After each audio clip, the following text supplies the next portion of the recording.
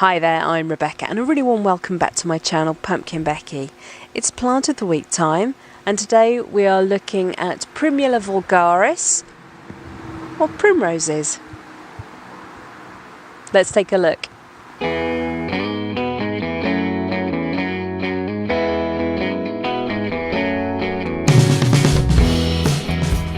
The primrose is a hardy perennial and it's native to Western and Southern Europe, Northwest Africa and Southwest Asia.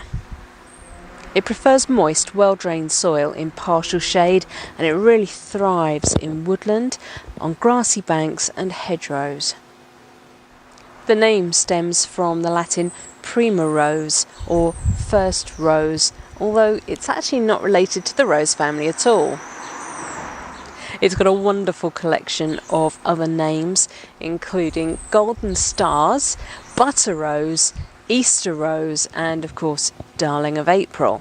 Flowers should appear between March and May, but if we've had a particularly mild winter like we have this year, then mine were flowering in January.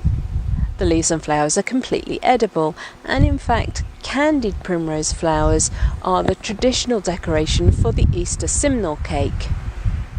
Pollination is performed by long-tongued insects, such as bumblebees, bee flies, butterflies, in particular the rare Duke of Burgundy butterfly, and also pollen beetles, which can be found crawling all over.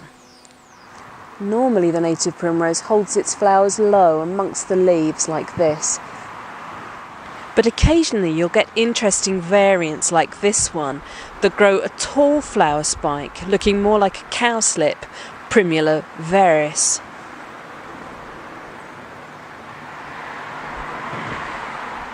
The primrose was the favourite flower of Prime Minister Benjamin Disraeli, and ever since his death on the 19th of April 1881, that day has been known as Primrose Day. And primroses are laid on his statue at Westminster Palace in London every year to this very day. So a huge thank you to the primrose for being this week's Plant of the Week. If you have a suggestion for Plant of the Week, do leave me a comment down below. Please remember to rate, share and subscribe to me here on YouTube. And until next time, bye!